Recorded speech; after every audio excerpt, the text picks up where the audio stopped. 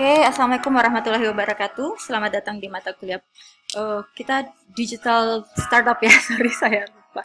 Oke, di pertemuan kita pertama ini kita akan membahas tentang product design, teman-teman semua. Jadi, tapi product design karena saya bukanlah dari teknik ataupun dari ilmu komunikasi, saya akan melihatnya dari perspektif bisnis. Oke, kita mulai saja. Nah, kita mulai dari definisi dari product design itu ya teman-teman. Kalau kita lihat dari literatur ataupun dari website ataupun dari artikel, kita lihat ada beberapa definisi dari product design. Pertama, ada yang mengatakan bahwa product design itu sendiri adalah proses menciptakan produk baru yang akan dijual oleh perusahaan untuk konsumen ya. Jadi itu product design itu bukan hanya bagaimana kita untuk menciptakan desain dari sebuah produk, tapi secara keseluruhan itu menciptakan produk tersebut. Sorry, ternyata saya selalu ada ini. Nah, kedua, suatu pendekatan sistematis untuk mengintegrasikan perencanaan produk dan proses yang berpengaruh, termasuk manufaktur dan pendukungnya. Nah, ini tadi yang saya katakan bahwa produk desain itu bukan hanya perancangan secara packaging ya. Jadi fungsinya, bagaimana dia prosesnya, bagaimana produksinya hingga desainnya itu semua masuk dalam produk desain. Jadi bisa kita katakan bahwa perancangan dan perencanaan suatu benda agar memiliki nilai lebih dalam berbagai aspeknya ya. Jadi produk desain itu keyword pertamanya adalah perancangan, dan perencanaan untuk menciptakan nilai dari sebuah produk. Kemudian produk terus diproduksi secara industri sehingga secara ekonomi dan secara teknis dia memberikan keuntungan bagi konsumen dan produsennya. Nah, itu definisi dari product design. Jadi kita harus menyamakan persepsi bahwa yang kita bicarakan di sini adalah bukan hanya packaging, tapi dari proses awal produk tersebut diciptakan. Dan kita akan melihatnya secara bisnis ya, teman-teman. Nah, kedua, jenis dari product design. Ada dua jenis dari product design. Pertama, ada desain yang benar-benar baru. Ya, ada desain yang benar-benar baru. Itu berarti produk itu tidak ada sebelumnya. Jadi kita melakukan diversifikasi atau diferensiasi dari produk yang sudah ada dan membuat produk yang benar-benar baru. Atau kedua, memodifikasi desain yang sudah ada. Ini contohnya yang paling gampang Indomie gitu ya. Jadi Indomie itu ada Indomie kuah, terus nanti memodifikasi menjadi Indomie rendang ataupun rasa-rasa yang lainnya ya. Itu jenis dari product design. Lalu kita lanjut lagi ke fungsi. Kenapa sih kita harus melakukan yang namanya product design? Nah, ada 4 fungsi dari product design itu sendiri. Pertama, product design itu dapat memuaskan konsumen. Ya, dengan adanya product design, konsumen itu melihat seperti yang kita tahu ya. Jadi dari seluruh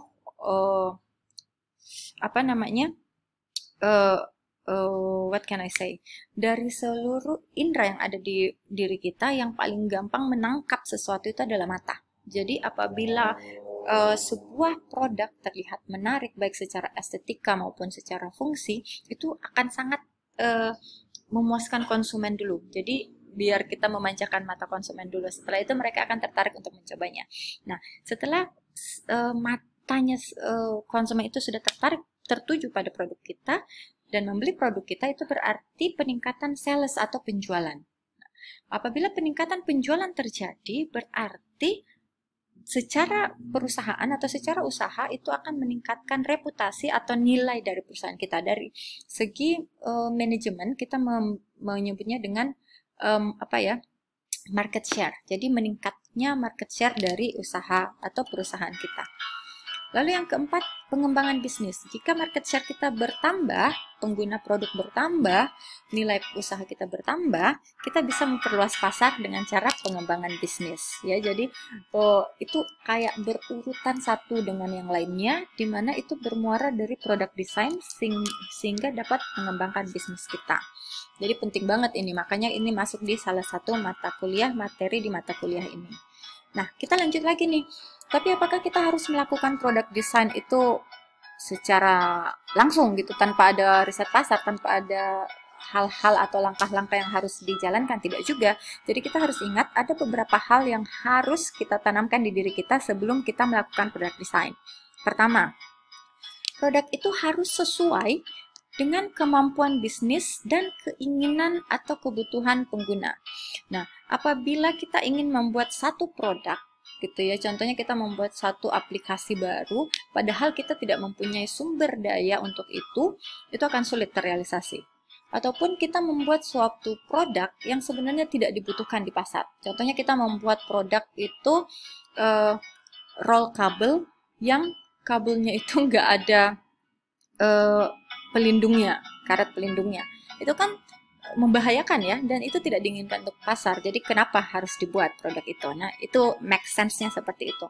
Kedua, desain produk itu bukan proses yang linear. Linear itu garis lurus gitu ya. Jadi dari perencanaan, perancangan, terus produksi, terus sampai ke pasar. Enggak linear. Tapi produk itu adalah, desain produk itu adalah ini, nomor 3, sebuah siklus yang tidak pernah berakhir. Jadi pada saat penjualan itu akan kembali lagi membuat ke siklusnya lagi, mempelajari lagi apa yang salah, apa yang kurang, terus ditambahkan, lalu ke perencanaan lagi, terus ke penjualan lagi, lalu ke evaluasi lagi, kembali lagi. Jadi siklus yang tidak pernah berhenti. Dan desain produk itu harus berdasarkan komunikasi. Komunikasi antara siapa? Terutama yang paling penting adalah komunikasi kita dengan konsumen. Untuk mendapatkan produk yang betul-betul diinginkan dan dibutuhkan oleh pengguna atau konsumen, kita harus berkomunikasi dengan mereka dulu. Nah, jangan sampai kita membuat produk yang sebenarnya bagi kita itu penting, tapi bagi konsumen itu tidak berguna, gitu ya. Jadi point of view itu sangat penting untuk melihat apa produk yang diperlukan oleh konsumen. Nah, kita sampai di intinya nih. Jadi produk desain itu harus apa sih? Ya, ini kan sudah kelihatan ya, ada 1, 2, 3, 4, 5, 6, 7, 8, 9, 10. Sebuah produk desain itu atau produk desain yang kalian buat untuk produk kalian itu harus memenuhi 10 kriteria ini. Pertama, produk tersebut harus berguna. Tentu saja ya, contoh nih, ini nih, ya, lihat deh, sepatu bootnya, ini kan secara mata, ini lucu nih, keren. Tapi apakah ini berguna? Enggak juga, karena ini ada lubangnya di sini. Atau kursi ini nih, unik gitu kan, secara melihatnya itu wah kok keren gitu, tapi apakah itu berguna? Enggak juga, karena itu akan membuat duduk kita sangat tidak nyaman. Sama juga seperti produk penyiram air ini atau produk mangkok yang ternyata ada lubangnya. Dia cantik, tapi apakah itu berguna? Tidak, itu tidak berguna. Jadi setiap komponen desain harus memiliki tujuan, harus ada gunanya. Kalau enggak, lebih baik tidak usah dilakukan. Yang kedua adalah fungsi harus di atas dari fitur. Jangan sampai kita melihat cantiknya, kita hanya melihat bahwa itu unik, padahal fungsinya nggak ada. Jadi tetap estetika itu sangat penting. Bentuk itu, keunikan itu sangat penting. Tapi yang paling penting adalah fungsi yang tetap harus berjalan seiringan dengan estetika. Nah, oleh karena itu di sini saya bilang, nih, estetika itu lihatlah dari contoh, saya nggak usah menjelaskan, lihatlah dari contoh gitu kan. Ada kemungkinan keripik ini lebih enak dari keripik yang ini. Tapi kalau kita lihat secara estetika, yang mana sih yang paling menarik di sini? Ya, terutama yang pasti adalah yang secara packaging itu lebih menarik pembeli untuk membelinya gitu ya, memanjakan mata. Makanya yang ini gitu ya. Tidak berarti yang ini nggak enak, tapi memang karena kita melihatnya bahwa sebuah produk itu harus memperhatikan juga estetikanya. Jadi kalau fungsinya sudah dapat, baru estetikanya berjalan gitu ya. Jadi rasanya sudah enak, kita naikkan lagi levelnya ke estetikanya. Dan itu harus detail oriented. Contohnya nih seperti ini. Ada kemungkinan produk yang ini dan ini akan sangat sulit untuk menjangkau pasar yang luas gitu ya. Selain estetika, kita lihat produk-produk yang memang kita pasarnya itu ke pasar yang luas, seharusnya kita pemilihan produknya itu harus detail. Jadi contohnya keripik-keripik ini harus dipilah-pilah gitu kan, yang bentuknya bagus yang kita masukkan ke penjualan untuk estetika yang secantik ini gitu. Berarti harganya ini juga akan berubah pastinya. Nah, untuk pasar yang menengah ke bawah mungkin bisa lah untuk kita membuat yang produk seperti ini. Nah, itu pentingnya kita memisahkan pasar ya. Jadi saya rasa sebelum apa namanya, Meet itu kalian sudah belajar bisnis model canvas di mana ada customer oriented di situ, customer segment, dan kita memisahkan pasar. Itu gunanya karena kita harus secara detail nih, produk kita ini harus dijual ke konsumen seperti apa. Nah, lalu ada lagi yang lainnya, inovatif. Nah, ini mohon maaf saya memberi contohnya berdasarkan usaha saya sendiri ya. Jadi usaha saya yang pertama ini adalah chicken. Kalau bisa kalian lihat, chicken itu adalah makanan ayam goreng Korea. Jadi ayam goreng Korea itu kalau kita beli di negaranya ataupun kita beli di luar, dia adalah chicken wing. Jadi seperti ini, chicken wing. Nah, kami berinovasi dengan customer behavior atau perilaku konsumen yang ada di Indonesia, di mana Indonesia itu harus makan pakai nasi gitu. Jadi dari ayam ini kami buat kecil, jadi bentuknya file gitu ya, jadi tidak mengotorkan tangan dan pakai nasi jadi rice bowl. Itu adalah salah satu bentuk inovasi. Apa yang terjadi? Ini adalah signature dish dari chicken. Ini awalnya sangat apa namanya, sulit dimakannya karena memang agak kotor tangannya karena banyak tulang. Tapi yang mengangkat penjualan chicken sekarang sampai stabil itu adalah produk ini. Produk rice bowl ini, produk inovatifnya. Itu pun terjadi di usaha saya yang lainnya, yang bakso bakar. Bakso bakar awalnya kami cuma yang seperti ini. Ya. Ini pun sudah dengan packaging yang lebih bagus daripada bakso bakar yang lainnya gitu kan, yang pakai cup. Nah, kami mengelevate, menaikkan levelnya dengan membuat bakso bakar dengan berbagai saus gitu kan, dengan tampilan estetika yang lebih cantik, dengan detail oriented gitu ya, dengan fungsinya tetap ada gitu bakso bakar, tapi menaikkan levelnya dengan membuatnya saus keju, asam manis, lada hitam dan lain-lain gitu. Atau contoh lainnya di cafe saya, di Coffeeholics, ini berbicara tentang desain atau estetika gitu ya.